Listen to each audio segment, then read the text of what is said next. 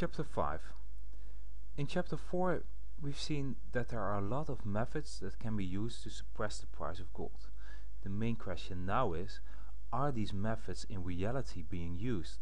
Has gold really traded freely on the market ever since the London gold pool collapsed, or are we just fooled to believe so?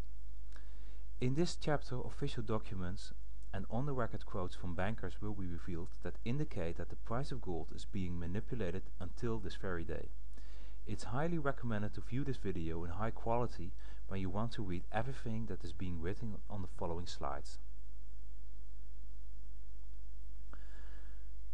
The next slides will show excerpts from documents and quotes available to the public indicating that the upper echelon is still suppressing the price of gold.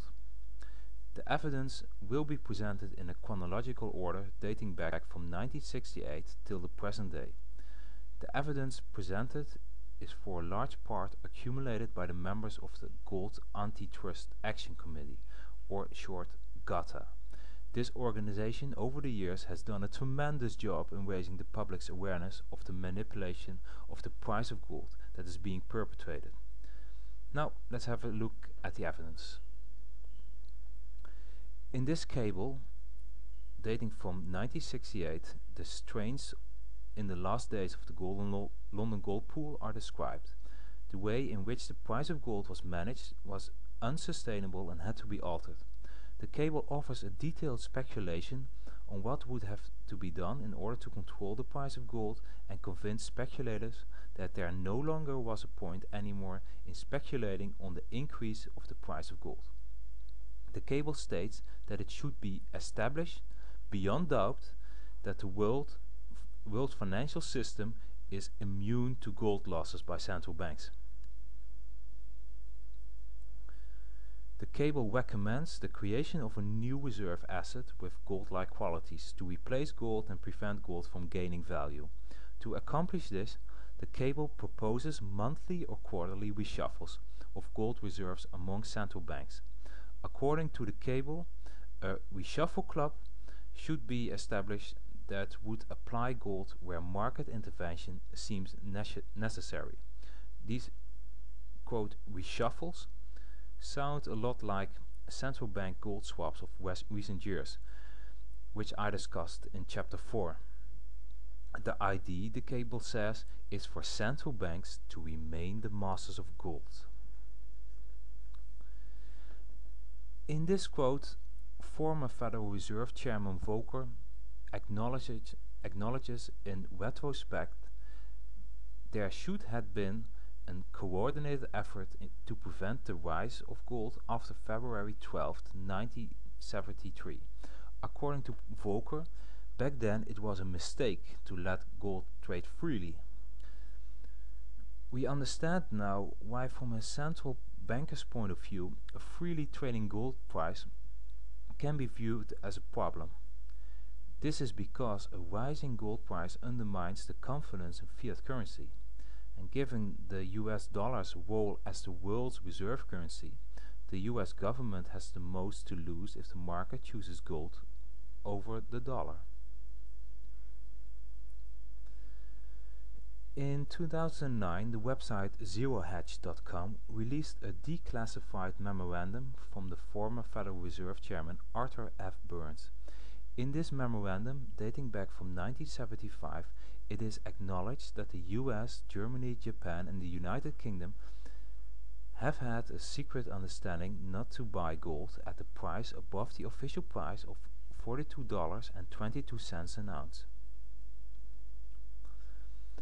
So this memo proves that central banks of these countries did not want their actions to cause the price of gold to go up and be themselves participants in a free gold market. Apparently, former Federal Reserve Chairman Alan Greenspan spoke informally with his colleague Fed Governor Mullins during the course of the May 1993 meeting of the Federal Open Market Committee. He later reported this conversation to his other colleagues. Greenspan said on record, "I have one other issue I'd like to throw on the table. I hesitate to do it, but let me tell you some of the issues that are involved here. If we are dealing with psychology, then the thermometers one uses to measure it have an effect. I was raising the question on the side with Governor Mullins of what would happen if the Treasury sold a little gold on the market. There's an interesting question here, because if the gold price broke in that context, the thermometer would not be just a measuring tool. It would basically affect the underlying psychology. Here, Greenspan himself considers direct intervention in the gold market, and it is clearly about gold sales for the purpose of influencing price. Greenspan refers to gold as a thermometer. He wants to influence the signal effect gold as a thermometer has in order to affect market psychology. We can see why influencing the gold thermometer would serve the central bankers. When influencing this thermometer, it would show lower values and thus would not indicate a fever. In this document from July 1993, former governor of the Federal Reserve Board Wayne Angell draws a connection between long-term interest rates and the price of gold. He recommends to use the interest rate as a meaning for suppressing or holding, as he calls it, the gold price. In this document, Wayne Angell is quoted saying that the Federal Reserve can hold the price of gold very easily and can pretty well determine its price.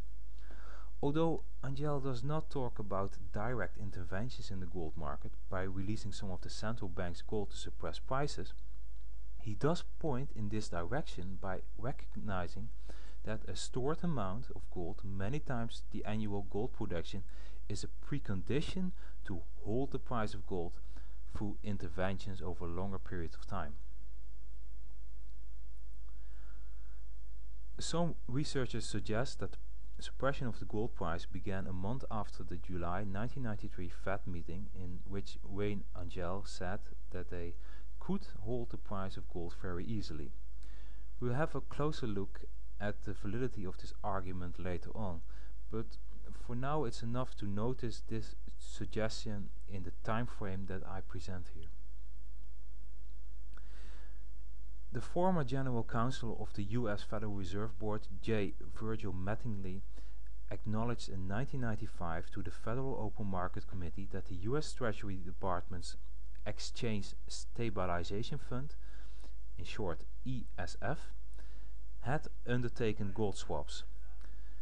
This statement of Virgil Mattingly considering gold swaps is important because the Federal Reserve officially denies it actually undertakes gold swaps. In Chapter 6 we will have a closer look at how the ESF ties into the suppression scheme. Well, here we have the most infamous on-the-record quote considering the suppression of the price of gold by central banks. It is from no other than Alan Greenspan in his role as chairman of the Federal Reserve himself.